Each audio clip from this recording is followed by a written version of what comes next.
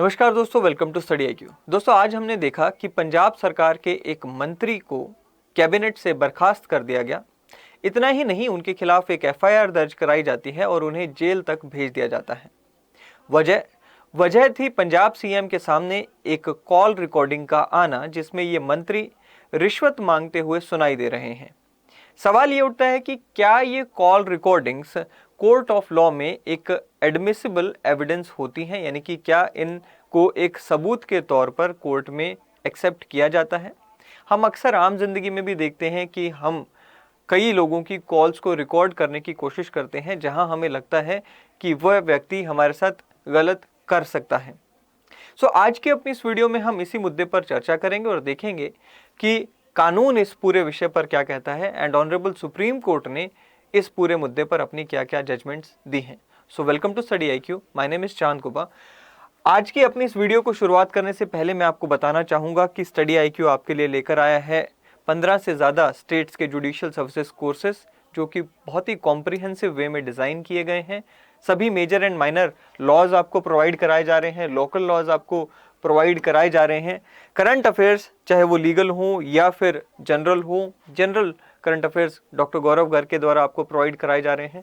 साथ ही में test series prelims की आपको प्रोवाइड कराई जा रही हैं और वीकली हम यहाँ पर सेशंस भी कंडक्ट करते हैं जहाँ पर स्टूडेंट्स के डाउट्स एंड मेंटोरशिप वगैरह प्रोवाइड कराई जाती हैं। एनी हाउ, अगर आप मेरी वीडियोस की पीपीटीज डाउनलोड करना चाहें तो टेलीग्राम के इस चैनल को आप ज्वाइन कर सकते हैं। चलिए, सबसे पहले हम बात करते हैं कॉल रिकॉर्डिंग्स की।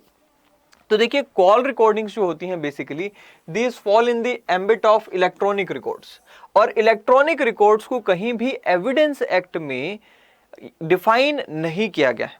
इलेक्ट्रॉनिक रिकॉर्ड्स को डिफाइन किया गया है सन 2000 के आईटी एक्ट में। आईटी एक्ट ऑफ 2000 उसका सेक्शन 2 क्लॉज टी डिफाइन करता है इलेक्ट्रॉनिक रिकॉर्ड्स को। क्या कहता है? That electronic record as data, image or sound stored, received or sent in electronic form or microfilm etc. कोई भी ऐसा डेटा, साउंड या इमेज जिसे स्टोर किया गया हो, रिसीव या सेंड किया गया हो इन इलेक्ट्रॉनिक फॉर्म और माइक्रोफिल्म एटसेट्रा, उसे आपने क्या कह दिया? उसे आपने कहा जी ये इलेक्ट्रॉनिक रिकॉर्ड है। साथ ही में हमें देखने को मिलता है कि उसी साल एविडेंस एक्ट में भी दो यहां पर सेक्शंस यहां पर ऐड किए जाते हैं, 65A एंड 65B, जो कि यहां पर बताते हैं कि कौन से इलेक्ट्रॉनिक रिकॉर्ड्स को एविडेंस एक्ट के तहत माना जाएगा। कुछ कंडीशंस इन सेक्शंस में रखी गई जो कि एडमिसिबिलिटी के लिए जरूरी है। यानी कि अगर कोई भी इलेक्ट्रॉनिक रिकॉर्ड की हमने अभी डेफिनेशन पढ़ी, और अगर कोई भी इलेक्ट्रॉनिक रिकॉर्ड इन दोनों सेक्शंस में, खास करके 65B में दी गई कंडीशंस को फुलफिल करेगा, तभी उस इलेक्ट्रॉनिक रिकॉर्ड को कोर्ट के सामने एडमिसिबल माना जाएगा। हम सेक्शन 65A और B पर आए उससे पहले हमें एक बहुत ही इंपॉर्टेंट जजमेंट का जिक्र करना चाहिए। ये जो जजमेंट है ये 1973 की जजमेंट है, RM Malkani versus state of Maharashtra. एक ऐसी जजमेंट जिसमें ऑनरेबल सुप्रीम कोर्ट ने 1973 में ही ये स्पष्ट कर दिया था कि जो टेप रिकॉर्डेड कन्वर्सेशंस होती हैं, यानी कि जब कॉल रिकॉर्ड्स को टेप किया जाता था, उस समय तो फोन टैपिंग होती थी, तो वो जो फोन टैपिंग की जो कन्वर्सेशन आज भी होती है, खैर उस फोन टैपिंग की जो कन्वर्सेशंस होती थी उनको कोर्ट ने एडमिसिबल मान लिया था। क्या क्या बातें कही इस जजमेंट में, सबसे पहले वही समझते हैं। ऑनरेबल सुप्रीम कोर्ट ने कहा था कि कुछ कंडीशंस फॉलो होनी जरूरी हैं एक कॉल रिकॉर्ड को या जो फोन टेपिंग होती है उसे एडमिसिबल मानने के लिए कुछ कंडीशंस का फुलफिल होना जरूरी है। पहली कंडीशन यह है कि वो जो फोन रिकॉर्डिंग है वो टेंटेड नहीं होनी चाहिए, यानी कि उसके साथ छेड़खानी नहीं की जानी चाहिए। वो जैसी रिकॉर्ड हुई है वैसी ही होनी चाहिए, उसके साथ टेम्परिंग नहीं होनी चाहिए। दूसरी बात ये कि वो जो फोन रिकॉर्डिंग या जो कन्वर्सेशन रिकॉर्ड की गई है, वो कन्वर्सेशन या वो जो बातचीत है वो वॉलंटरी होनी चाहिए, यानी कि आप किसी को यहां पर फोर्सफुली बातचीत करने पर मजबूर नहीं कर सकते, और ऐसी रिकॉर्डिंग को आप यहां पर जो है लेकर कोर्ट में ले जा नहीं सकते हैं। कहा गया कि that conversation should be voluntary and there is no compulsion in that conversation, though unknown to the person whose conversation is recorded। ये जरूरी नहीं है कि सामने वाले को पता हो कि मेरी बातचीत रिकॉर्ड हो रही है। हाँ, एक ही यहां पर जो जरूरत है वो ये कि सामने वाले को आप फोर्स नहीं कर रहे कि भाई बात कर फटाफट से, और आप उसको यहां पर गन पॉइंट पर रख के ये कहें कि भाई बोल ये बातें बोल, हम रिकॉर्ड करेंगे। ये गलत होगा। सामने वाले को पता है नहीं पता है कोई दिक्कत नहीं है, बट यस, वो जो कन्वर्सेशन रिकॉर्डेड होनी चाहिए वो कन्वर्सेशन जो है वॉलंटरी होनी चाहिए। साथ ही में कहा गया that conversation should be relevant to the matter in issue. आप जिस केस में इस एविडेंस को लेकर आ रहे हो उस केस से इस कन्वर्सेशन का या इस बातचीत का ताल्लुक होना चाहिए। ऐसा ना हो कि केस कोई और चल रहा है, बातचीत किसी और मैटर से आप जुड़ी हुई ले आए। Voices in the conversation should be identifiable with the person whose voice it is claimed to be। यानी कि आप कह रहे हो कि मिस्टर श्याम की आवाज है ये, तो आपकी वो जो क्लेम है कि ये आवाज श्याम की है वो एक्चुअल में श्याम से मैच करनी चाहिए ये वॉइस। फिर कहते हैं जी conversation should be intact and recorder should not have been manipulated. So जिस रिकॉर्डिंग डिवाइस में रिकॉर्ड किया गया है वो भी मैनिपुलेटेड ना हो और वो कन्वर्सेशन शुड बी इंटैक्ट।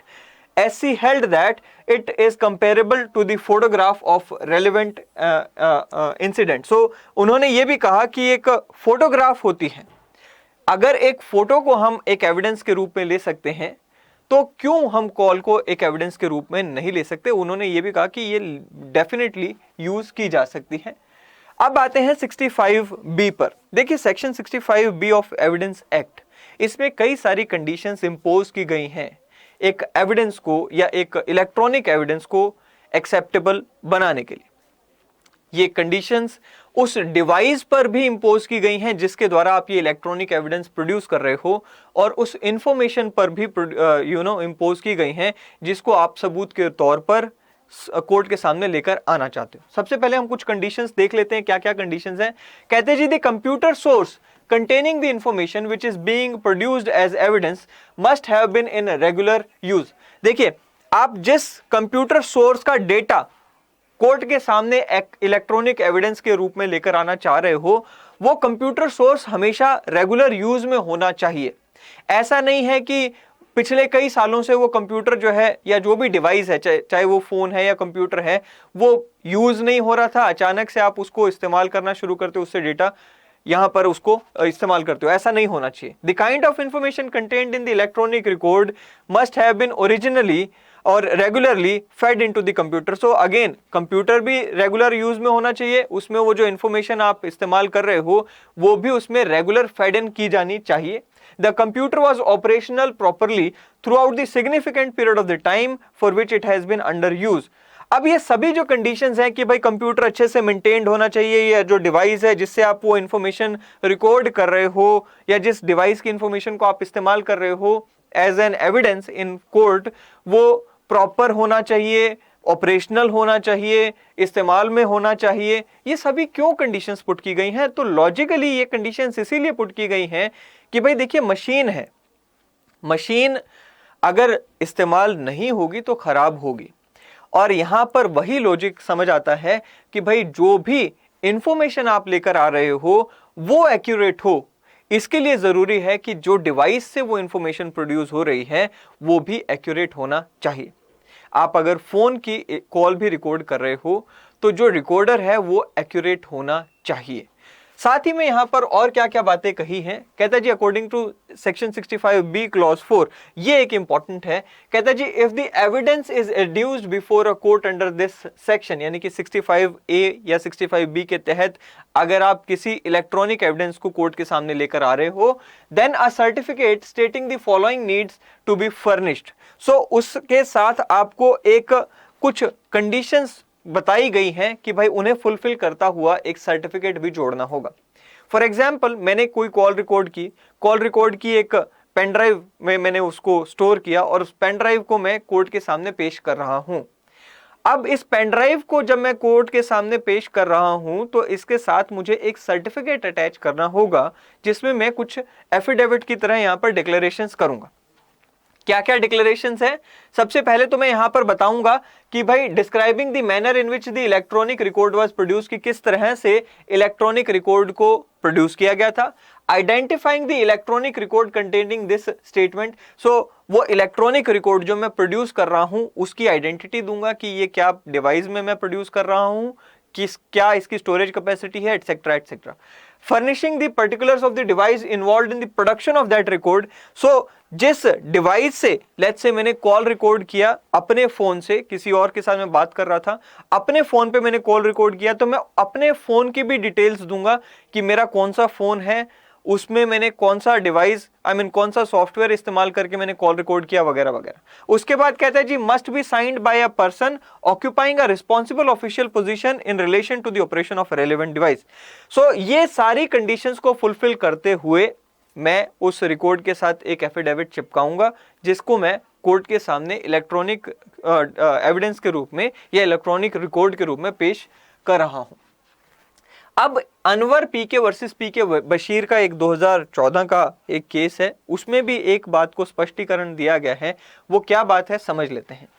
अभी हमने कहा कि भाई अभी हमने ये जो सेक्शन देखा 65B क्लॉज 4, 65B क्लॉज 4 का जो हमने सेक्शन देखा, इसी पर एक स्पष्टीकरण दिया गया है इस केस में, और कहा गया कि जो प्राइमरी एविडेंस अगर आप कोर्ट में दे रहे हो, प्राइमरी इलेक्ट्रॉनिक एविडेंस अगर आप कोर्ट में दे रहे हो, तो सर्टिफिकेट की जरूरत नहीं है।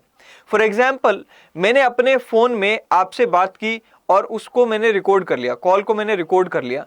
अब अगर मैं प्राइमरी एविडेंस अपना फोन ही कोर्ट के सामने पेश कर रहा हूं, तो मुझे कोई सर्टिफिकेट अलग से देने की जरूरत नहीं है, या फोन की जिस चिप में मैंने वो रिकॉर्डिंग की थी वो चिप ही मैं कोर्ट के सामने पेश कर रहा हूं, तो अलग से सर्टिफिकेट नहीं देने की जरूरत।